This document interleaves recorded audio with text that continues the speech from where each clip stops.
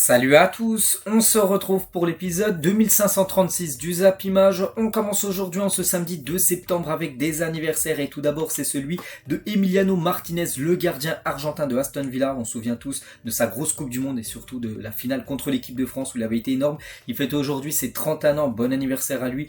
Et également Bradley Barcola, le nouveau joueur du Paris Saint-Germain. Il fête aujourd'hui ses 21 ans. On va parler maintenant de ce qui s'est passé hier soir dans les gros championnats en Europe. Tout d'abord en France, Nantes contre Marseille.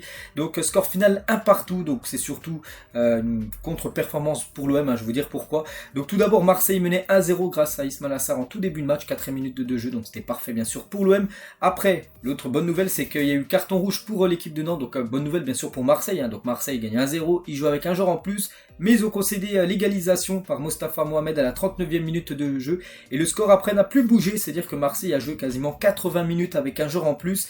Et ils n'ont pas réussi à gagner cette équipe du FC Nantes. Donc 2 points de perdu on peut dire surtout pour l'équipe de Marseille. Une très belle rencontre surtout pour le FC Nantes. Au courage, ils ont accroché ce point du match nul. Donc les stats de la partie. Donc Marseille a beaucoup dominé à plus de 26 tirs. C'est énorme, 26 tirs pour une équipe lors d'une rencontre. 9 tirs cadrés, seulement un but. Il y a eu 8 arrêts quand même du gardien du FC Nantes hier. Et l'OM du coup perd 2 points, c'est vrai que c'est 2 points bêtement perdus par l'équipe de Marseille. Et voilà, ça fait les unes aujourd'hui, tiens la une tout d'abord du journal L'équipe par rapport à l'OM. Donc l'OM fait du surplace, c'est vrai que là ça avance plus trop. Du côté de Marseille, déjà concédé le match nul contre Metz il y a quelques jours. Puis là la même chose, nul cette fois-ci contre l'équipe du FC Nantes. Et la une de l'équipe cette fois-ci version Nantes, au courage, parce qu'eux ils ont pris un point au courage tout simplement cette équipe du FC Nantes en égalisant et surtout en ne prenant pas d'autres buts. Pourtant ils jouaient avec un joueur en moins quasiment plus de 80 minutes de jeu. Et l'OM est surpris pour la deuxième fois en 3 matchs de nouveau à 11 contre 10 parce que le match d'hier contre Nantes où il menait, ça a été la même chose contre le FC Metz où il menait aussi et avec un joueur en plus et Metz était revenu, ils avaient même mené, Marseille avait su égaliser mais ils avaient concédé le match nul. 2 fois quand même Marseille n'a pas réussi à s'imposer contre des équipes qui jouent avec un joueur en moins. Donc c'est vrai que ces points là perdus par Marseille, ça peut coûter très très cher à la fin de la saison. Les notes de Nantes OM. Donc tout d'abord Douglas Augusto, donc un joueur du FC Nantes, une note de 7 sur 10, un bon match de sa part. Et Aubameyang n'a pas supporté l'OM, une note de 3 sur 10 pour l'attaquant gabonais qui a fait une mauvaise partie hier contre cette équipe du FC Nantes. Et concernant le buteur côté nantais, donc Mostafa Mohamed, donc cette saison c'est 4 matchs et c'est déjà 4 buts pour lui, un but contre Marseille, 2 contre Monaco et un but contre l'équipe de Toulouse. Et scène lunaire les gars en fin de match donc de Nantes OM, donc un supporter est entré dans la surface de réparation lors d'une offensive nantaise, c'est fou. Donc je sais pas si vous le voyez là, on peut voir le gardien Paul Lopez et on peut voir un stadier avec un supporter. Ils n'ont rien à faire dans la surface de réparation, mais heureusement ils n'ont pas été influents, il n'y a pas eu de but sur cette action. Il y aurait eu un but, ça aurait fait beaucoup parler, je sais pas ce que l'arbitre aurait dit, peut-être le but aurait été refusé, j'en sais rien. Donc pourtant c'est un supporter quand même nantais qui est rentré dans la pelouse. Imaginez, Nantes aurait marqué là, le but aurait pu être annulé parce qu'un supporter nantais est rentré dans la surface de réparation, c'est fou. Voilà ce qui s'est passé hier du côté de la Beaujoire. On continue avec les autres résultats. Hier, l'AS Roma joue contre l'AC Milan en Italie, c'était une grosse affiche et c'est l'AC Milan qui s'est imposé 2-1. Giroud et Rafael Leao ont été les 2 buteurs côté milanais. Donc ils ont pris aussi un rouge, double jaune pour Tomori à la 61e minute de jeu. Ils ont joué les 30 dernières minutes du match avec un joueur en moins. Ils ont concédé un but à Spinazzola à la 92e minute de jeu, mais ça n'a pas suffi pour l'AS Roma pour revenir au score. Et du coup, belle victoire de cette équipe de l'AC Milan. Les stats de la partie, donc c'est une équipe efficace, cette équipe de l'AC Milan qui a eu moins de tirs, mais plus de tirs cadrés et surtout plus de buts inscrits que l'AS Roma. Et l'AC Milan, cette saison commence parfaitement son début de saison en championnat. Donc 3 matchs, 3 victoires, 2-0 contre Bologne, 4-1 contre Torino et 2-1 contre l'AS Roma. À l'AS Roma, n'oubliez pas que l'AC Milan jouera contre le Paris Saint-Germain en phase de poule de la Ligue des Champions. Et Leao, le joueur vedette de cette équipe, a marqué dans cette position. Ce joueur est vraiment spécial, donc on sait même pas c'est quoi comme geste acrobatique, c'est un retourné un peu bas. Bref, peu importe son geste acrobatique, le plus important c'est que ça finit au fond des filets. Et nouveau but bien sûr pour Raphaël Leao et aussi buteur Giroud. Leao et Giroud ont été les 2 buteurs. Et Giroud les gars, c'est déjà son 4e but en 3 matchs cette saison en Serie A. Il avait inscrit un but contre Bologne, 2 contre Torino et 1 contre l'AS Roma. Donc Giroud toujours fidèle à lui alors qu'il a quand même 38 ans. Olivier Giroud n'est pas appelé pour les 2 prochains matchs de l'équipe de France. Et concernant l'équipe de l'AS Roma, donc eux ça va pas du tout en début de saison. Donc hier en plus ils ont perdu sur blessure Oussem Aouar, le nouveau joueur en provenance de Lyon, donc il est sorti sur blessure. Et pourquoi ça va pas? Parce que les résultats ne sont pas du tout bons pour cette équipe de l'AS Roma. Je crois sur les 3 matchs, ils n'ont toujours pas gagné. Ils ont fait un nul et déjà 2 défaites. Donc voilà, un point pris sur 9 possibles, ça va pas fort pour l'équipe de José Mourinho. Mais avant le match, ils ont présenté leur nouvel attaquant, c'est Lukaku, qui a été bien accueilli par les supporters de l'AS Roma lors de sa présentation. Donc voilà, ça a été une présentation XXL bien sûr pour Romelu Lukaku, donc le nouveau numéro 90 de cette équipe. Donc il a joué, il a fait ses débuts avec l'AS Roma, mais ça n'a pas suffi, il n'a pas été buteur. L'ancien joueur de Chelsea ou même de l'Inter. Et toujours sur ce match, sûrement à cause de l'arbitrage d'AS Roma AC Milan, José Mourinho a décidé de ne pas parler à la presse après le match. Il n'a pas voulu, je sais pas ce qui s'est passé, je sais pas si l'arbitre a été bon ou moyen, j'en sais rien, mais il n'a pas voulu faire une conférence de presse. Il recevra une amende parce que quand les coachs ne font pas de conférence de presse avant à la fin d'un match, parce qu'ils sont obligés, c'est dans leur contrat, ils auront une amende. Donc José Mourinho aura certainement une amende par rapport qu'il ne s'est pas exprimé à la fin de la rencontre, vu qu'il devait être très énervé. Sassuolo contre l'AS Vérone en Italie également, il y a eu 3-1 pour Sassuolo lors de cette rencontre hier. Du côté de l'Allemagne, Dortmund contre Heidenheim et Dortmund, donc là aussi, Dortmund, je sais pas ce qu'ils ont fait, ils gagnaient 2-0, Brandt et Emeressan à domicile 2-0 dans leur mur jaune, tout ça, et du coup ils ont concédé le match nul de partout. On peut voir les 2 buteurs de Heidenheim en deuxième période, donc voilà, ça pas fort pour le Borussia Dortmund. Donc les stats de la partie, ils ont dominé, mais ils n'ont pas réussi à gagner. N'oubliez pas que Dortmund, comme l'AC Milan, sont bien sûr dans le groupe du Paris Saint-Germain en LDC. Du côté de l'Angleterre, il y avait une affiche de Première Ligue hier. Luton Town a beaucoup de mal en ce début de saison en Première Ligue. Il jouait contre West Ham et défaite Luton Town 2-1 à domicile contre l'équipe de West Ham qui fait bien sûr une très bonne opération. Du côté de l'Espagne, avec Cadix contre Villarreal, et c'est Cadix qui s'est imposé 3-1 lors de cette rencontre. Donc voilà toutes les affiches hier vendredi. Donc le programme aujourd'hui, beaucoup de football, on est samedi, bien évidemment il y a beaucoup de matchs. Donc en Espagne, regardez toutes les rencontres, surtout une grosse affiche à 16h15 cet après-midi, le Real Madrid contre Getafe. C'est le premier match du Real Madrid à domicile en Liga pour cette nouvelle saison. Vous avez déjà 3 matchs, les 3 vont être à l'extérieur cette fois-ci. Jude Bellingham et ses copains, on peut dire, joueront à domicile. En plus là, il n'y a plus de bâches, vous savez les bâches bleues qu'il y avait derrière les buts du côté du Bernabéu. Il n'y a plus rien les gars, le stade est quasiment fini, ce magnifique Santiago Bernabéu. Du côté de l'Angleterre, on peut voir le programme aujourd'hui. Tottenham ira défier l'équipe de Burnley, Chelsea reçoit Nottingham Forest, City reçoit Fulham et Brighton contre Newcastle. Belle affiche, Brighton qui est un futur adversaire de l'OM en Europa League, on va en parler là dans quelques instants. En Allemagne, on peut voir le programme Gladbach contre le Bayern Munich à 18h30 aujourd'hui, ou je sais pas, Leverkusen contre Darmstadt. Du côté de la Ligue 1, Brest-Rennes 17h et Monaco-Lens ce soir à 21h. On peut voir aussi le programme en Ligue 2 avec Bordeaux AG Auxerre à 15h et par exemple Saint-Etienne-Valenciennes ce soir à 19h. Du côté de l'Italie, donc Naples-Lazio, n'oubliez pas que c'est le premier contre le deuxième du dernier championnat. Voilà, donc c'est une grosse affiche, les 2 équipes joueront en Ligue des Champions. Atalanta-Monza ou Frosinone-Udinese, voilà, tous les matchs, bien sûr, il y a beaucoup de football. Aujourd'hui, samedi. On prend rapidement la direction de l'Arabie Saoudite parce que là aussi il y avait un énorme match. C'était un derby entre Al-Ittihad et Al-Hilal et dans un match complètement fou parce qu'il y a eu 7 buts dans la rencontre lors de cette 5e journée de la Ligue Saoudienne. C'est l'équipe de Al-Hilal, l'équipe de Neymar. Bon, il n'a pas joué Neymar, mais c'est son équipe qui s'est imposée 4-3 contre l'équipe de Benzema. Donc Benzema a bien été buteur en plus dans ce match. En plus un beau but, j'ai vu son but. Donc côté Al-Hilal, donc le triplé de Mitrovic, l'attaquant, l'ancien attaquant de Fulham qui était parti au bras de fer. Il est parti au clash pour quitter Fulham pour venir du côté de Al-Hilal où son salaire est quasiment triplé. Donc il a marqué un triplé, donc voilà, 4-3, vraiment c'est des gros matchs, donc voilà les stats tout d'abord de cette rencontre. Et du coup ça a été une sacrée remontada parce que là Al-Ittihad menait 3-1 dans le match et Al-Hilal en l'espace de 10 minutes, ils ont su inscrire 3 buts et du coup ils sont passés devant la 70e minute, après le score n'a plus bougé. Du coup le classement, Al-Hilal du coup repasse un point devant l'équipe de Al-Ittihad, l'équipe qu'ils ont battue hier. Donc voilà, c'est les 2 premiers. Donc l'équipe de Al-Ali qui joue aujourd'hui, parce que c'est la seule équipe à avoir tout gagné pour l'instant, donc ils jouent aujourd'hui. S'ils s'imposent aujourd'hui, ils passeront devant les 2 Al-Hilal et Al-Ittihad. Donc l'équipe de Al-Ali joue ce soir à 20h et l'équipe de Ronaldo Al-Nasser est à la 6e position. Donc voilà, les plus gros clubs bien sûr saoudiens sont déjà dans les premières places. Donc l'équipe de Al-Ali joue du côté de Al-Fateh, l'équipe de Ronaldo joue Al-Nasser joue du côté de Al-Azem ce soir à 20h. On parlera aussi de ses résultats demain. On va parler maintenant du tirage au sort de l'Europa League et de l'Europa Conference League qui avait lieu hier et on commence tout d'abord avec l'Europa League et tout d'abord l'OM et le groupe de l'OM, c'est un énorme groupe, on apprend pense à celui du groupe déjà du PSG il y a quelques jours, le groupe de l'OM c'est pareil, en Europa League c'est quand même du très très lourd avec l'Ajax, Brighton et la EK Athènes, donc un gros groupe bien sûr pour Marseille. N'oubliez pas, c'est les deux premiers qui se qualifient pour les huitièmes, enfin le deuxième jouera les 16e de finale contre un troisième Ligue des Champions, et le premier du groupe ira directement en huitième, le troisième ira en Europa Conference League, vous comprenez maintenant le schéma.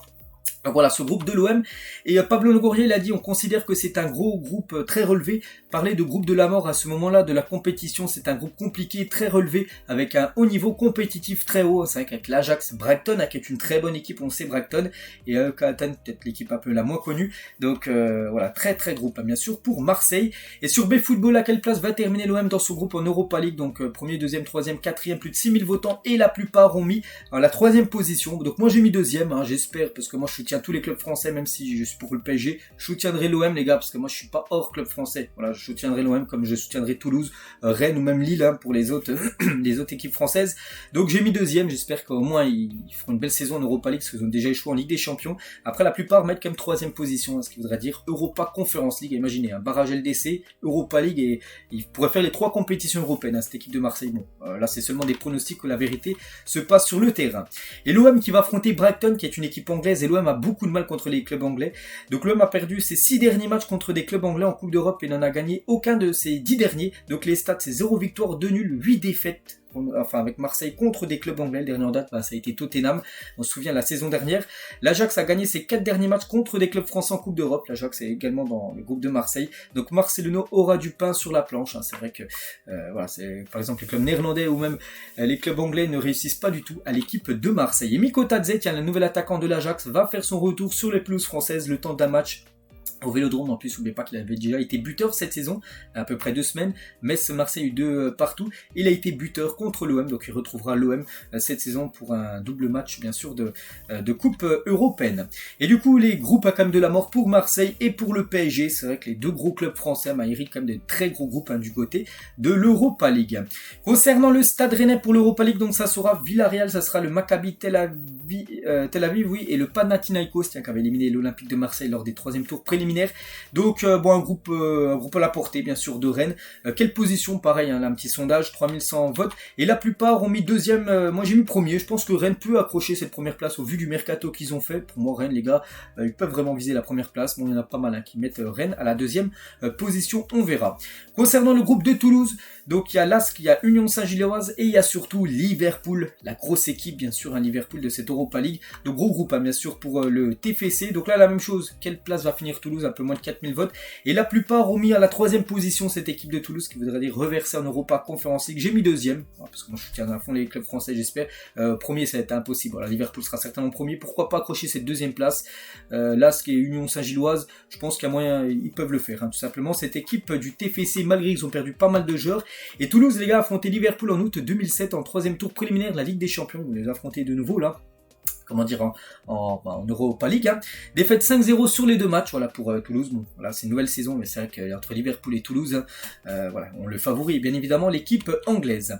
Et l'équipe de Lille, donc là c'est pas de l'Europa League, c'est de l'Europa Conference League. Donc Lille hérite du groupe entre Bratislava, Ljubljana et Klavjik. Bon, c'est un groupe à la portée, des Lillois, en espérant bien sûr. Donc là j'ai pas le sondage, s'il termine premier, deuxième, troisième, quatrième, je mettrai premier, par rapport au groupe. Après je connais pas trop les autres équipes. Et c'est vrai qu'ils vont affronter l'équipe de Klavjik, une équipe aux îles Féroé. Donc ils vont se déplacer dans, voilà, regardez leur stade avec une grosse montagne derrière, donc le paysage on va dire est magnifique, donc ça sera un déplacement pour Lille bien sûr lors d'une journée en Europa Conference League. Et du coup le tirage complet de nos clubs français en Coupe d'Europe, donc voilà, que ce soit Paris, que ce soit Lens, que ce soit Marseille, on peut voir chaque groupe, soit Ligue des Champions, Europa League ou bien évidemment l'Europa Conference League avec le LOSC. Donc voilà, sinon c'est vrai que je vous ai montré seulement les clubs français, mais là cette fois-ci l'Europa League, tous les groupes, un groupe A jusqu'au groupe H, voilà, tous les groupes, moi je ne vais pas tous les citer, bien sûr vous les avez tous vus, et le groupe aussi de l'Europa Conference League, voilà, le groupe, tous les tirages complets bien évidemment de cette compétition. On passe cette fois-ci aux 2e rubrique, et là on va parler de ça jusqu'à la fin, parce que là maintenant on est le 2 septembre, la fin du mercato c'était hier soir, donc tout d'abord Je voulais à tous vous remercier de m'avoir suivi, par exemple sur cette chaîne BizViz Mercato, ou sur tous les jours, là, les jours précédents, les semaines précédentes, voilà, par rapport à toutes les infos Mercato que j'ai données, hein, c'est encore un nouveau Mercato que je vais essayer de vous donner toutes les infos en gros qui se sont passées. Donc merci à vous, hein, bien sûr, d'avoir été aussi nombreux à me suivre sur ce Mercato qui intéresse toujours beaucoup de monde, bien évidemment, le Mercato. Et c'est vrai qu'hier c'était un jour de fou, il s'est passé énormément de choses. Je vais essayer de vous donner toutes les infos là, toutes les infos que je vais vous donner, c'est que tous les transferts officiels qui ont été faits hier, vous allez voir, il y en a beaucoup. Bon après il y a des joueurs connus, il y a des joueurs peut-être un peu moins connus, j'essaie de tout vous mettre bien sûr, et c'est aléatoire, hein. On peut parler d'un joueur ultra connu, puis après d'un joueur pas du tout connu. Bref, on commence tout d'abord et c'est officiel, quasiment tout là c'est officiel. Isaac Touré donc quitte déjà l'Olympique de Marseille et signe à Lorient, il remplace numériquement Bamo Meïté qui fait le sens inverse, donc lui quitte Lorient et débarque à Marseille Meïté, et voilà, Touré lui signe du côté de Lorient, c'est signé. La même chose pour Vlacho Dimos qui est l'ancien gardien du Benfica, il signe 4 ans à Nottingham Forest, c'est également signé. Officiel Lyon les gars, dans les dernières minutes du mercato hier, aux alentours des 23h30, ils ont réussi à signer ce joueur, donc ils obtiennent le prêt du jeune ailier gauche portugais Diego Moreira, 19 ans, provenance de Chelsea. Donc ce joueur avait été recruté par Chelsea lors du mercato là, et Chelsea a essayé de le prêter, du coup il est prêté à Lyon. Donc 19 ans, ailier gauche, donc il est gaucher, 68 minutes seulement en pro, donc recruté par Chelsea, et voilà, il va découvrir l'équipe de Lyon, il va découvrir surtout la Ligue 1. Donc c'est un prêt sans option d'achat, c'est-à-dire qu'il retournera à Chelsea l'été 2024. Officiel Sambi Lokonga quitte Arsenal et signe chez le promu Lutonto en prêt d'une saison. Sofiane Amrabat, donc lui c'est un joueur connu, hein, donc quitte la Fiorentina, il s'engage à Manchester United, ça s'est fait peut-être aller à 23h40 hier, hein, parce que hier j'ai suivi jusqu'à minuit ce qui se passait, et voilà, il restait 20 minutes, Amrabat, ça y est, hein, on a tout comme les dernières minutes pour que ça soit officiel, il rejoint cette équipe de Manchester United. Je vais représenter le club de mes rêves, il l'a dit, hein, c'est un immense honneur de devenir un joueur de Manchester United, j'ai dû être patient pour arriver à ce moment, mais je suis quelqu'un qui écoute toujours son cœur et je représente maintenant le club de mes rêves. Je lui souhaite bonne chance. Donc le prix du transfert, c'est un prêt payant de 10 millions d'euros avec une option d'achat de 25 millions d'euros. Le transfert de Amrabat du côté de Manchester United, c'est signé. Officiel toujours, auteur de 13 buts la saison dernière en Championship, donc deuxième division anglaise. Oscar Estupinan, donc un attaquant équatorien, est prêté au FC Metz avec option d'achat. En gros, on peut penser que c'est le remplaçant de Miko Tadze. Montant de l'option d'achat 5 millions d'euros. Officiel Yeboah, 23 ans, quitte le Rénois et s'engage à Montpellier. Il s'agit d'un attaquant espoir italien. Voilà. Concernant Eric Garcia, défenseur du Barça, enfin ex-défenseur du Barça parce qu'il quitte le FC Barcelone et débarque du côté de Girona. Bon, Girona c'est juste, c'est peut-être à 100 km de Barcelone, un petit peu plus dans le nord. Donc voilà, il reste en Catalogne mais il change de club. Eric Garcia, c'est qu'avec l'arrivée, enfin tous les défenseurs centraux qu'il y a du côté du Barça, pour lui c'était peut-être le mieux, le départ, et c'est officiel. Officiel toujours, Kotchap est prêté sans option d'achat au PSV et de lui-même par Southampton. Rob Holding, donc 27 ans, quitte Arsenal et signe à Crystal Palace pour environ un peu moins de 5 millions d'euros. Officiel, Mason Greenwood signe en prêt à Retafe. Voilà, un club surprenant. Pourtant, on avait beaucoup entendu la rumeur Lazio ces derniers jours, mais c'est plutôt Retafe. Ça s'est fait aussi en l'espace d'une heure. À 23h, ça a été officiel. Greenwood. Donc, voilà, nouveau challenge pour lui, hein, du côté de la Liga.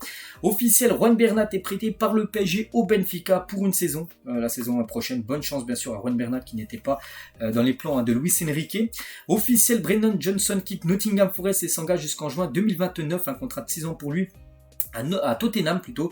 Montant du transfert environ 52 millions d'euros. Bon, je ne cache pas, je connais pas le joueur, hein. Voilà, ce joueur de Nottingham Forest, Johnson, mais 52 millions d'euros. Après, on sait que les clubs anglais, quand ils font des transferts entre eux, il y a des montants complètement fous. Tiens, la preuve avec ce joueur qui débarque du côté des Spurs. Officiel, Abdé, le joueur marocain, quitte le Barça, ça aussi, hein, ça a été fait dans les dernières minutes hier, et signe au Betis Séville pour 10 millions d'euros. Contrat jusqu'en 2028, hein, c'est pas un prêt, c'est 50 contrats pour lui, et les Catalans recevront 50% sur une prochaine revente du Marocain. Donc si, par exemple, dans 3 ans, il est vendu 30 millions d'euros, le Barça recevra la moitié de cette somme. Officiel, Jean Rickner, Bellegarde, donc un joueur de Strasbourg qui avait déjà été auteur de 2 buts et 2 passes D en ce début de saison de Ligue 1, quitte la Ligue 1 et s'engage à Wolverhampton, ce genre de 25 ans, prix du transfert 15 millions d'euros hors bonus que récupère l'équipe de Strasbourg. Officiel, auteur de 8 buts et 24 passes D la saison dernière en Belgique, 24 passes D c'est énorme. Mike Trésor quitte Genk et s'engage avec Burnley sous la forme d'après avec obligation d'achat de 18 millions d'euros, contrat jusqu'en 2028 pour ce joueur, un nom à surveiller, 24 passes D, c'est énorme.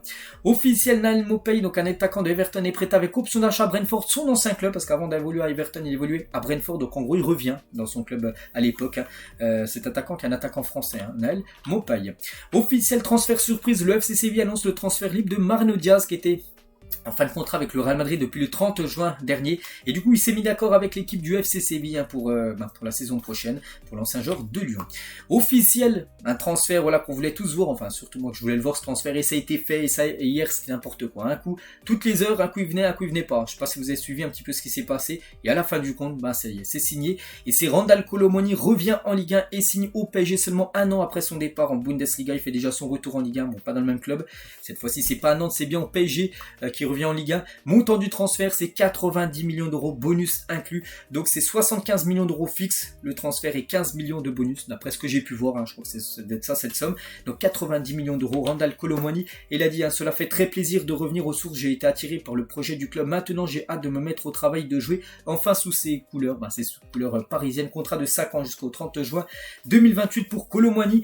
Et l'attaque du PSG 100% française, Mbappé, Dembélé, Kolo Muani, c'est quasiment le trio d'attaque en équipe de France. Et maintenant, ce sera le trio d'attaque du côté du PSG. Assez rare, les gars, voilà, que le trio d'attaque d'une sélection soit le même, en gros, que le trio d'attaque lors d'un club. Et c'est le cas du côté du Paris Saint-Germain. Et Randal Kolo Muani a unfollow déjà Francfort sur Instagram. C'était même pas encore officiel hier, son transfert, peut-être aux alentours des 23h40. Et il avait déjà tout simplement unfollow l'équipe de Francfort, parce qu'on sait qu'il est parti quasiment en clash avec cette équipe allemande. Et Kolo Muani, en privé au sujet de Francfort, lorsque son transfert au PSG était bloqué, parce que Francfort au début ne voulait pas le lâcher, il a dit je m'en fous, qu'il trouve une solution. Il était trash quand même par rapport à son ancien club. Il avait également assuré à certains de ses proches ne jamais vouloir reporter le maillot du club allemand. Imaginez si le transfert n'aurait pas pu se faire, Kolo Muani du côté du PSG. Avec ce qu'il a dit, voilà, je sais pas comment les supporters l'auraient accueilli, bien évidemment, du côté de son club. Mais heureusement pour lui, bien évidemment, il a été signé au PSG. Et du coup, le mercato est juste dingue du PSG cet été. Donc c'est un mercato à plus de 300 millions d'euros. Comme pour le PSG, on peut voir tous les prix.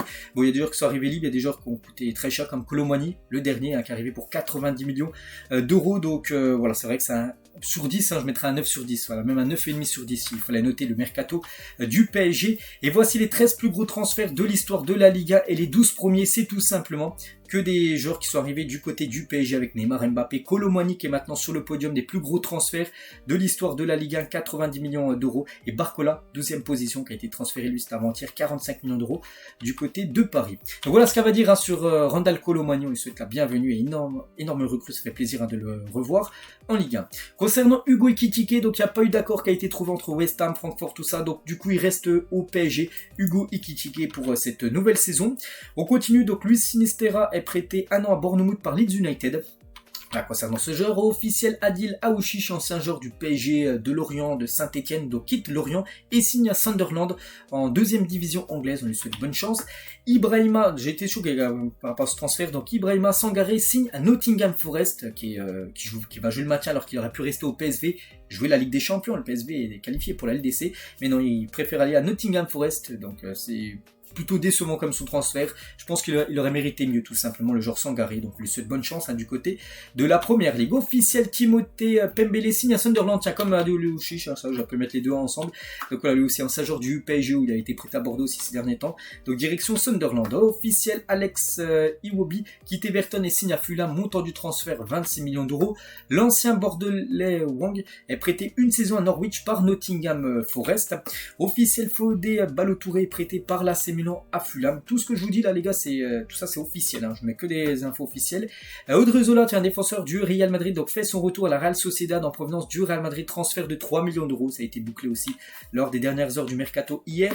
Divock Origi, 28 ans, rejoint Nottingham Forest sous forme de prêt pour l'ancien joueur de l'AC Milan, où il joue très peu comme Origi, donc pour lui retour en première ligue, il avait été longtemps joueur de Liverpool, donc cette fois-ci c'est Nottingham Forest. Officiel, Mickaël Le Bihan quitte Dijon pour s'engager avec Caen. Voilà, donc belle recrue pour l'équipe de Caen qui est quand même premier de la Ligue 2 avec le Bihan, bien sûr, ils renforcent leur attaque. Officiel, Clément Grenier, 32 ans, quitte Mallorca pour s'engager avec le Racing Santander, une équipe de 2e division espagnole. Donc lui, il voulait absolument revenir à Lyon, il avait même dit que voilà, c'était son rêve de retourner à Lyon. Du coup, Lyon n'était pas intéressé, du coup, il signe en 2e division espagnole, Clément Grenier. Mais officiel, Michael Cuisance, l'ancien joueur de l'OM ou même du Bayern, rebondit à Osnabrück en Bundesliga 2. Donc lui, sa carrière est en chute libre pour Michael Cuisance, on lui souhaite bonne chance. Officiel, Félix aussi, ça y fait les gars. Donc Félix s'engage en faveur du Barça. Ça a été peut-être officialisé, peut-être aux alentours des 23h hier, hein, vraiment dans les dernières minutes du mercato. Donc Félix débarque, c'est un prêt sans option d'achat pour l'instant. Donc c'est-à-dire qu'il retournera à l'Atlético Madrid l'été 2024. Et l'Atlético annonce que Félix a prolongé jusqu'en 2029 avant de partir en prêt au FC Barcelone. Voilà, ils ont voulu prolonger un petit coup pour bien sûr le revendre peut-être beaucoup plus cher, bien sûr, lors de l'été 2024. Donc voilà, Félix c'est officiel, débarque du côté du Barça. Et la même chose pour le 3-0, parce que Félix et Cancelo, la même chose. Cancelo quitte Manchester City et débarque du côté du Barça. Ça a été également fait hier dans les dernières minutes du mercato. Donc voilà, deux grosses recrues quand même du côté du FC Barcelone. Officiel, Ryan Gravenberch quitte le Bayern Munich et s'engage à Liverpool. Montant du transfert, 45 millions d'euros bonus compris. C'est fou parce que ce joueur, il avait été transféré la saison dernière de l'Ajax au Bayern. Il a joué seulement 3 matchs, donc on aurait pu penser qu'il aurait coûté moins cher que les 20 millions d'euros que le Bayern avait mis la saison dernière. Pas du tout, il a été vendu le double de son prix, 45 millions d'euros, et débarque du côté de Liverpool, c'est officiel. Officiel, Bamoumaïté, donc on en parlait tout à l'heure avec l'échange avec, on peut dire, Isaac Touré. Officiel, Ruben Aguilar quitte l'AS Monaco et signe enfin au Racing Club de Lens. On a beaucoup parlé, donc recrue intéressante pour Lens, qui va jouer bien évidemment la Champions League. Non, c'est pas officiel Erwigo, mais ça va l'être aujourd'hui parce que le club saoudien peuvent recruter jusqu'au 20 septembre prochain. Donc voilà, il y a encore le temps, 18 jours. Et Wijnaldum va signer du côté de Al Ettifaq et ça a un transfert aux alentours de 8 millions d'euros. Parfait pour le PSG qui l'a évacué gratuitement, il va recevoir 8 millions d'euros avec ce transfert officiel. Bayendir, l'ancien gardien du Fenerbahçe, signe à Manchester United où ça sera la doublure tout simplement d'André Onana pour cette nouvelle saison. Officiel, Régnier est prêté par le Real Madrid à Frosinone, un joueur qui déçoit quand même depuis son arrivée au Real Madrid, a été prêté au Girona, à Dortmund cette fois-ci, c'est à Frosinone en Serie A. Officiel, Cole Palmer, on a parlé avec Hugo, tout ça, ça y est, ça a été fait hier, ça a été signé surtout hier. Montant du transfert, 52 millions d'euros pour ce jeune joueur de Manchester City qui débarque du côté de Chelsea. Officiel, Leonardo Bonucci signe à l'Union Berlin, il était libre depuis son départ de la Juventus Turin, donc c'est un nouveau joueur avec beaucoup d'expérience pour cette nouvelle saison de l'Union Berlin qui, je ne l'oublie pas, la LDC. Officiel, Nuno Tavares, l'ancien Marseillais, 23 ans, est prêté à Nottingham Forest par Arsenal parce qu'il appartenait bien sûr aux Gunners. Officiel, Matheus Nunes signe à Manchester City, montant du transfert 60 millions d'euros, ça a été fait aussi dans les dernières heures hier du mercato. Donc il portera le numéro 27 dans le dos, Matheus Nunes, qui est un milieu portugais. Et en 2018, Matheus Nunes travaillait dans une boulangerie et évoluait en 6e division portugaise.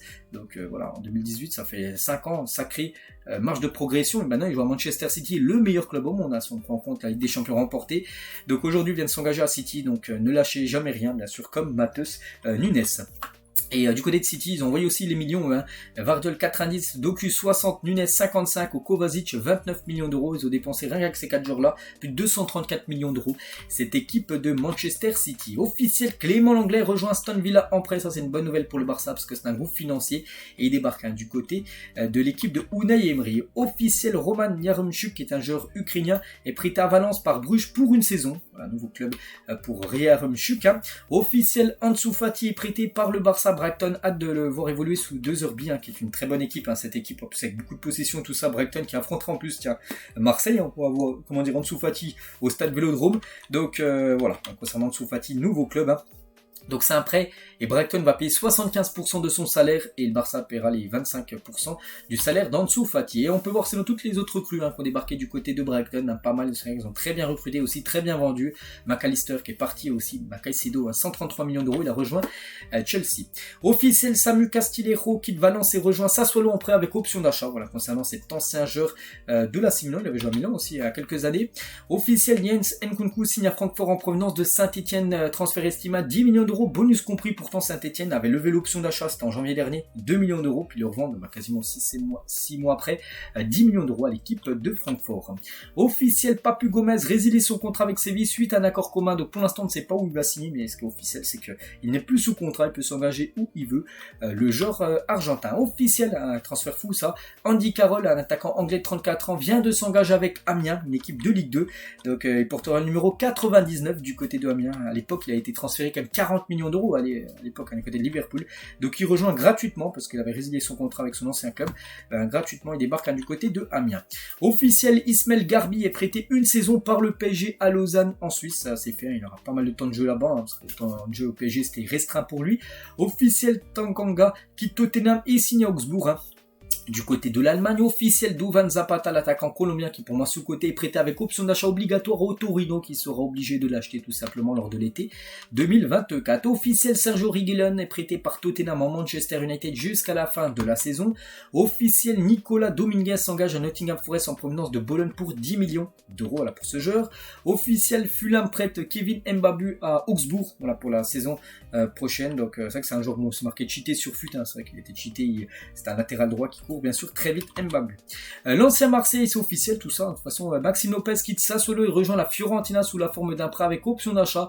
Montant de l'option d'achat, environ 8 millions d'euros. Ils auront l'option, enfin ils pourront l'acheter en gros 8 millions d'euros l'été prochain, l'équipe de la Fiorentina. Officiel, Callum Hudson-Odoi quitte Chelsea, rejoint Nottingham Forest, un contrat jusqu'en 2026, montant du transfert 5,8 millions d'euros pour être précis. Officiel, Colin Dagba est prêté par le PSG à la Auxerre en Ligue 2, il avait été prêté à Strasbourg saison dernière, cette fois-ci ça sera Auxerre. Officiel, Julien Le Cardinal est prêté à Brest par l'équipe de Lens avec option d'achat. Officiel, Irving Lozano, un joueur mexicain quitte Naples et retourne au PSV 4 ans après son départ, il avait déjà joué au PSV il y a 4 ans, il retourne au PSV Eindhoven, le joueur Lozano. Officiel, Cledson quitte l'Ajax et rejoint l'Inter Milan jusqu'en 2025, c'est un joueur qui joue défenseur ou même un peu milieu de terrain, donc il débarque c'est du côté de l'Inter où a rejoint par exemple Pavard là aussi il y a quelques jours. Officiel, Rennes prête Alfred Gomis au FC Lorient pour cette nouvelle saison. Officiel, Luka Jovic quitte la Fiorentina et s'engage avec l'AC Milan le temps d'un prêt d'un an. Donc voilà. Officiel, Boubakary Soumari est prêté par Leicester à Séville avec option d'achat, montant de l'option d'achat 15 millions d'euros. Officiel, Paul Akoku, 25 ans, rejoint Lyon en provenance du Betis, montant du transfert 3 millions d'euros. C'est un joueur qui joue numéro 6, hein, ce joueur ivoirien, donc il débarque du côté de l'OL. Officiel, Mohamed Bayo quitte l'équipe de Lille et est prêté sans option d'achat au Havre en provenance du LOSC. Voilà, donc le nouveau numéro 9, et c'est vrai qu'on pense qu'il jouera beaucoup plus là-bas au Havre qu'à Lille, hein, où il a floppé, on va pas se mentir, hein, Mohamed Bayo. Donc voilà tous les transferts. Après il y en a plein d'autres les gars, j'ai essayé d'en sélectionner plein. Il y a des joueurs connus, des joueurs un peu peut-être moins connus, hein, bien sûr, comme quelques joueurs, mais voilà, j'essaie de vraiment en mettre le maximum et faire le plus rapidement possible pour que vous ayez toutes les infos de ce qui s'est passé hier. Et il y a des transferts qu'on capoté, on peut dire, comme le transfert de Caicedo du côté de Liverpool, ça s'est pas fait. Comme celui de Declan Rice du côté de Manchester City, ça s'est pas fait, il a plutôt signé à Arsenal. Celui de Léo Messi à Al Hilal, ça s'est pas fait pendant cette période de mercato. Ou celui, bien évidemment, de Mbappé du côté du Real Madrid, ça s'est pas fait, hein. Maintenant on sait, c'est officiel, hein. Mbappé restera au PSG. Et du coup, le Twitter PSG Community, ce qu'avait dit le 22 juin dernier, il y a plus de 2 mois, que voilà, Mbappé allait rejoindre le Real Madrid, ils ont mis un communiqué par rapport, qu'ils se sont trompés en gros. Et le communiqué PSG Community suite au feuilleton Mbappé, donc ils ont mis en gros, le transfert n'a finalement pas eu lieu. Kylian Mbappé va donc poursuivre son aventure au PSG. Le mercato nous rappelle chaque année qu'il est fait de nombreux rebondissements et cette année n'a pas échappé à la règle. Donc ils disent en gros, voilà, concernant Mbappé, nous reconnaissons nous être trompés sur la finalité de l'information et ce, malgré une volonté sans faille chez PSG Community de vous fournir les meilleures informations avec humilité, éthique et respect envers vous lecteurs. Donc voilà, bon, ils se sont trompés. Bon voilà, ça arrive. Après peut-être, je pense qu'ils l'ont dit peut-être un peu trop tôt. Je sais pas c'était quoi leur source. Ils avaient déjà dit depuis le 22 juin dernier. Voilà, qu'il y avait un accord 250 millions d'euros Mbappé du côté du Real, donc ça c'est pas fait. Bon, après ils sont excusés par rapport à un communiqué officiel. Et on finit avec ça les gars, donc j'espère que ça vous a plu ce long épisode. On se retrouve tout à l'heure, il y a l'After Zap Image, il y a encore plein d'autres infos mercato, puis aussi des autres infos, parce qu'on a parlé beaucoup de mercato, vu que hier c'était bien évidemment le dernier jour du mercato, et à chaque fois il se passe énormément d'infos. Donc merci les gars d'avoir suivi cet épisode, et à plus tard comme d'habitude, et voilà. Allez, ciao à tous.